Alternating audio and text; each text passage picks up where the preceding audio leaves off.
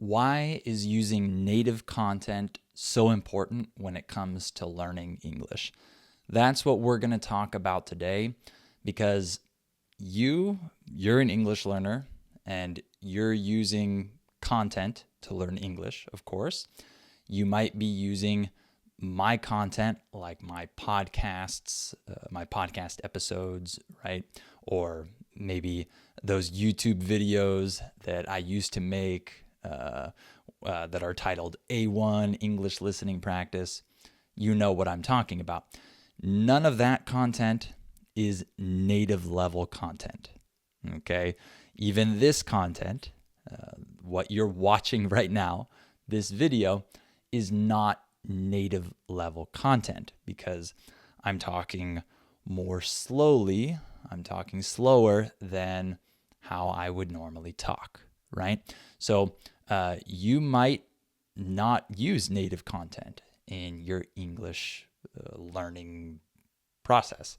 And I hope that by the end of this video, you'll be able to see why using native content is actually important, and maybe you'll feel a little more motivated to actually include some of this native content in your own English learning.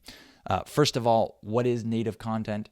When I use that phrase, I'm just talking about content that is made for native speakers or content that is made at the level of a native speaker. Even if it's made for an English learner, it's basically native content. The person is not slowing down.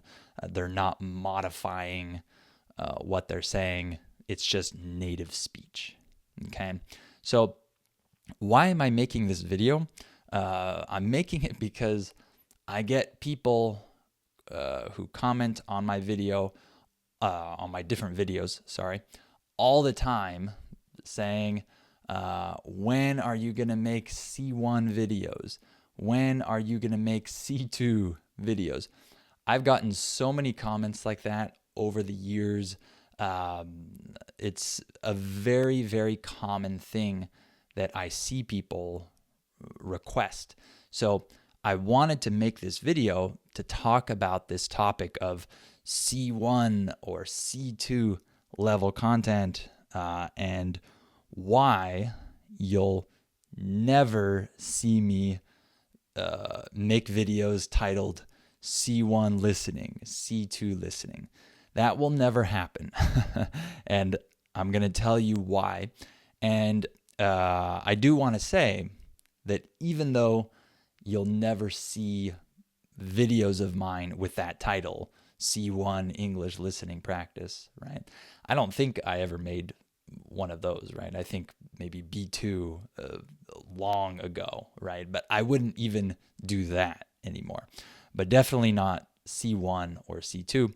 However, I do make content for C1 and C2 levels, but it will never have that title of C1 listening or C2 listening.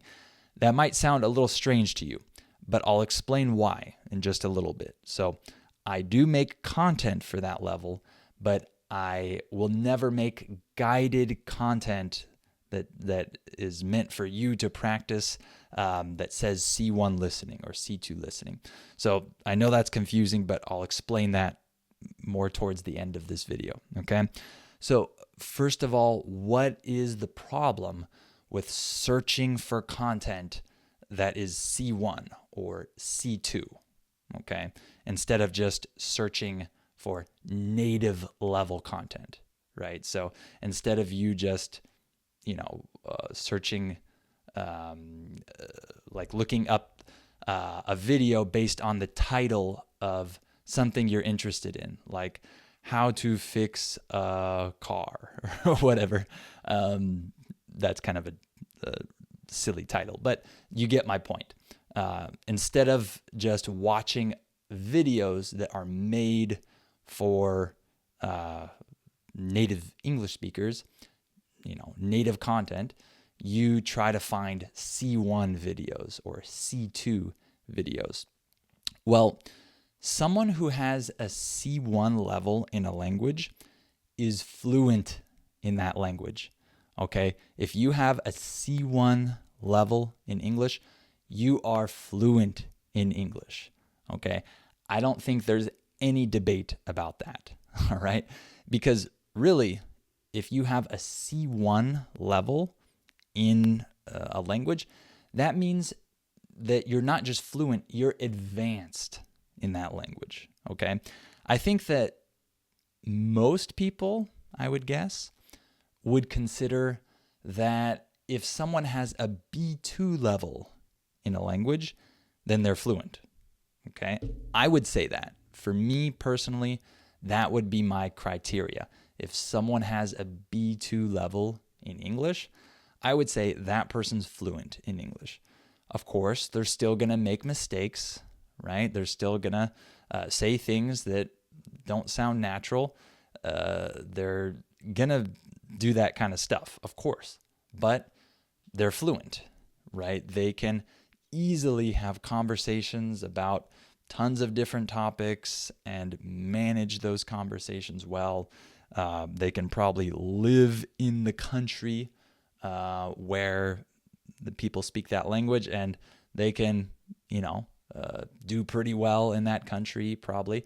Of course, they'll still have some issues when they hear people speaking really fast or in accents that are different from them or whatever.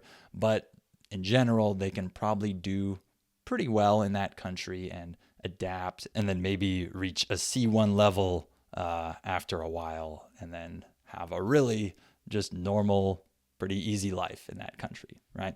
So B2 is fluent for me. So C1, that's even more than fluent. That's advanced, okay? That's a high level, all right?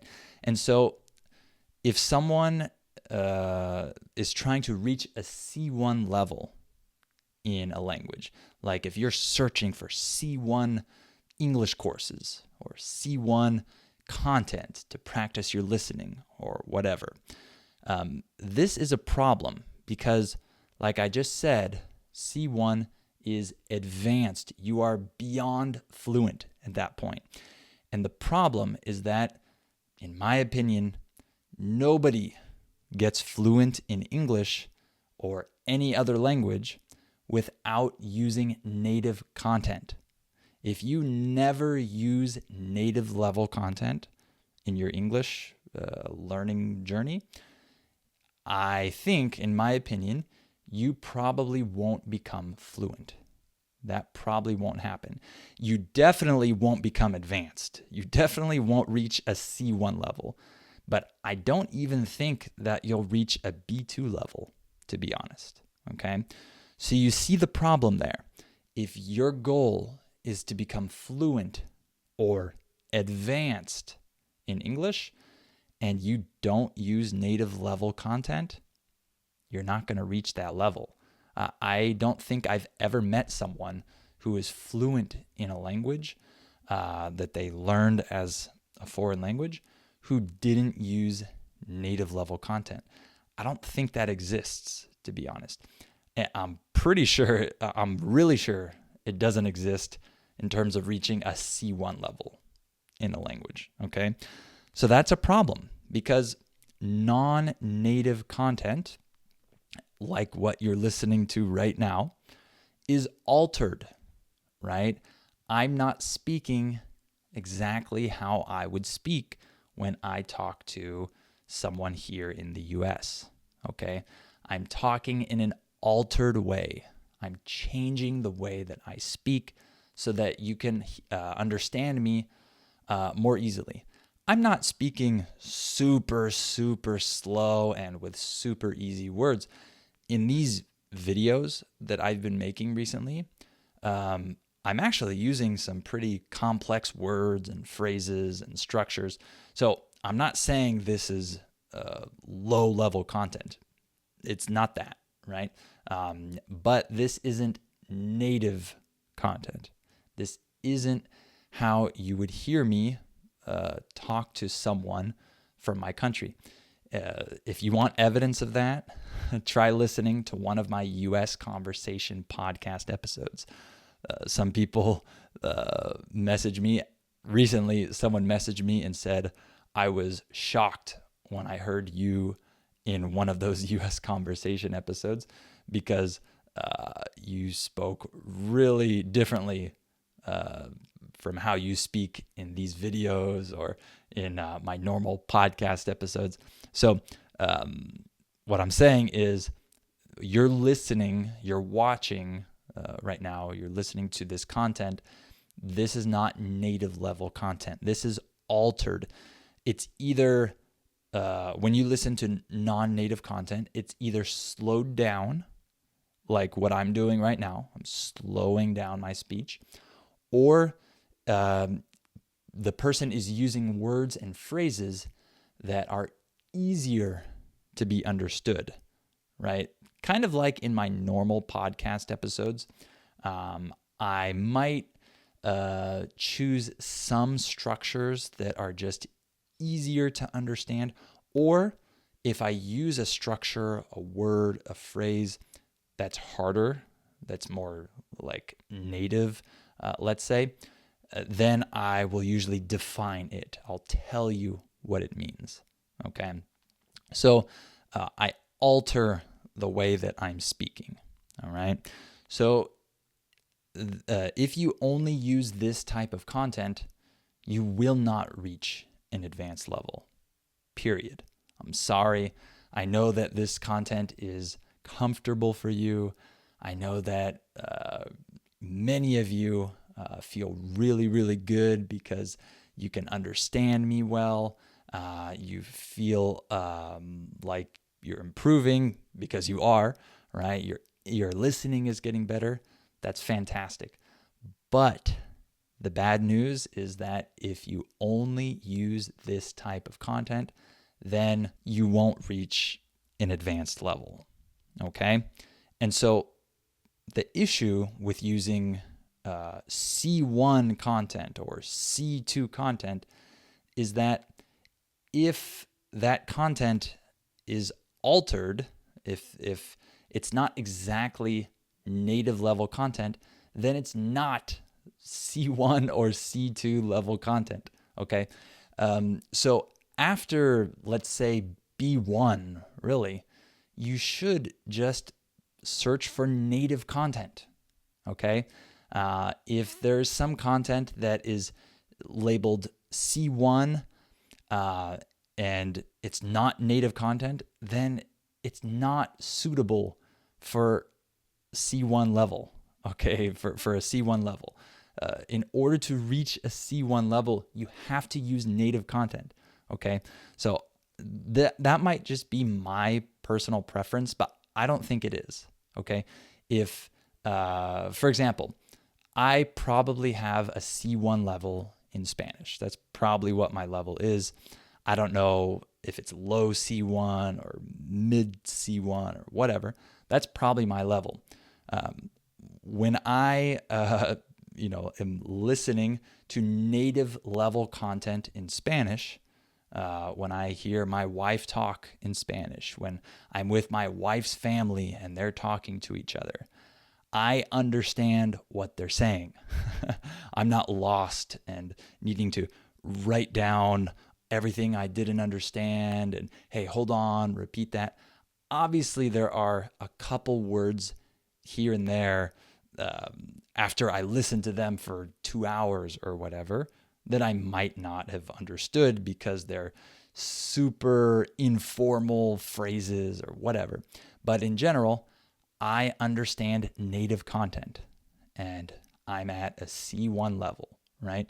So me being at a C1 level, what I listen to, what I understand is just normal Spanish, just Spanish that Spanish speakers speak normally, right? I don't need content titled C1 English, C1 Spanish in order to practice with content at my level. No, when you're at a C1 level, everything you should be using is native content. Everything, right? There shouldn't be any content that you use that is altered, that is changed, that is slowed down. No. So just forget the idea of looking for C1 content. C-level content, C1, C2, this is just native content, okay? And I would even argue that B2 level content should just be native content, okay? Because like I said, B2 means fluent. Most people would agree with that. So why would a fluent English speaker be using altered content that isn't native? That makes no sense, because a fluent speaker of English should be just fluent talking to native English speakers, right? You are fluent because you can interact with real native speakers and they can talk to you how they normally talk to everyone, and you should be able to understand them, okay? So I think that years ago when I made those listening practice videos, I think I probably made a handful of B2 level content. But if you go back and watch those videos, it's just native level. It's just me speaking at normal speed. There's nothing about it that is slowed down or altered. It's just me speaking normally, right? That was my goal with that content. I should have done a better job with that, because I probably made you think that this content was altered to a B2 level. No, I should have made that clearer, that content was just me speaking how I would talk to anyone here in the US. So that's B2 content. It's just me speaking like a native speaker. Okay? So I hope you get my point with that. But I also want you to understand that if you're looking for courses, if you're looking for some type of English learning course that is meant to take you to a certain level, the problem here is you might run into courses, you might find courses that claim that they will take you to a C1 level or something like that, right? An advanced level of English.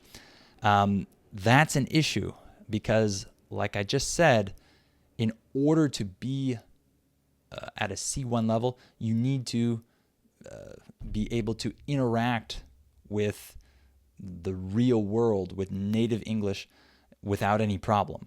And so if you're using something that is altered, that is slowed down, that is not native content or whatever, that's not going to take you to that level, right? An advanced level. Like I said, nobody reaches an advanced level in any language without using native content. Okay, so in my opinion, there is no such thing as a course that takes you to a C1 level. Okay, I think courses can take you to an intermediate level. Yes, I do think that exists, but not to a C1 level. I think that people underestimate how high C1 is. Okay, when you have a C1 level in a language, you speak that language really well. You understand really well. You can just go and hang out with groups of people that are native speakers, and they can be joking and laughing, and you understand like everything they say. Okay? I'm sure most of you would say that you're probably nowhere near that level, and that's okay. That's why you're using this content right now. I'm just trying to show you how high of a level C1 is. How do you think that you would reach the level where you can be in a car with 4 other people, and these are young people, they're joking, they're using references to things in their culture, in that country, they're using tons of idiomatic expressions and slang and things like that, and you can just participate and be part of the conversation and understand what they're saying, what do you think you need to do to reach that level? Do you think you need to take a course and do an English course that is guided, that will take you to that level? No, that's just not going to happen. In order to reach that level, you have to use native content. Okay, you have to have tons of experience listening to and also speaking with native speakers. Okay, and not just one native speaker, but eventually you need to be able to understand people in a group setting and talk to people in a group setting. That's not going to happen with guided, altered content that isn't native. Okay, so I don't want to discourage you from using this type of content. I'm not saying all this so that you'll shut off this video and just go watch native content. I'm sure that most of you don't feel ready to just switch over to native content 100%. And that's because this type of content, the content that I make and that many other English teachers make, I'm sure you listen to other online English teachers, this type of content is perfect to help you reach an intermediate level, okay? And don't underestimate what the word intermediate means, right? An intermediate level is a pretty decent level in a language, right? If we're talking about like a high B1 level or something, that's a pretty decent level.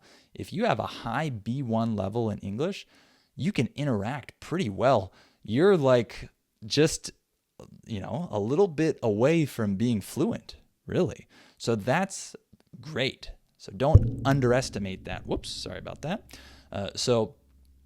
This type of content will help you reach that level, okay? And you, if you're at a lower level in a language, you're gonna need this content. This is necessary content when you're at a lower level, and maybe even if you're at a lower intermediate level, you might feel like you want to use some of this content. Sure, of course. And that's why I make this content. I make my podcast for people that can't understand native podcasts yet, okay? Like me, I'm learning French right now, and I'm using native content right now. But years ago, I wouldn't have been able to use native content and understand it at all, really. So I had to use podcasts that are like mine, for example, to help me build my vocabulary and listening and all of that to a sufficient level where I could start to introduce native content. And then I think I probably used both for a time, where I had some guided content, but then I started putting some or sprinkling in some native content on top of that. And then I made the transition to just native content. So that was a whole process. Okay. And so that is how this content should be used, right? To help you reach that level where you can eventually transition to native content, right? But it's important to know that there is no C-level content that isn't native, okay? So C1, C2 content, that's just native level content. Even for me, if you're trying to reach a B2 level, that's fluent. So you should be using native content, okay? So I know that I've been kind of talking throughout this whole video about how there's no such thing as C1 guided content, C2 guided content. It's just native content. I do need to say that I make C1 content, and that's because I make native level content. Some of you already know this. My advanced podcast episodes are just me speaking fast, okay? I give you the transcript, and I even define some words here and there, but really, it's just me speaking at normal speed. So it's native level content with just a little bit of a help with the transcript and a few definitions. But the speed is just normal. It's just me talking fast. Okay. So there is content like that where it's kind of guided, but it's not altered, right? It's not like a C1 level video where that's lower than a C2 level video. No, C1 and C2 should just be native. There shouldn't be a difference in the content. Okay. So, for example, my advanced episodes are C1 or C2 level or even B2 level content because it's native content. And my US Conversations podcast, that's C1 level content. That's C2 level content. Not because I've altered it to make it a C1 level. No, because it's just native content. It's just me having conversations with other native English speakers. We're talking at normal speed. So that's C1 content. That's C2 content because it's not altered. It's not made specifically to be C1 or made to be C2 because, like I said, all C-level content should be native. Okay, so that's what I wanted to mention is that even though you will never see a video from me that says C1 listening, that doesn't mean that I don't make C1 level content. It just means that C1 level content is native content. Okay, my advanced episodes and my US Conversations podcast. All right. So in the future, when I see people ask me for C1 level videos, because I've gotten that question so many times, when I see that, my response in the future will be, I've made a lot of C1 content. Go see my advanced episodes. Go take a look at my US Conversations podcast. That will be my response now because I made this video. You should have been able to understand what I'm saying. I think this concept that I'm talking about, I assume that you get the point now. Okay? So don't expect those C-level videos from me in the future, but just know that if you want C1 level content, C2 level content, go check out my advanced episodes. Check out the US Conversations podcast. The links are down below. Okay? All right. I hope you enjoyed this video, and I'll talk to you in the next one.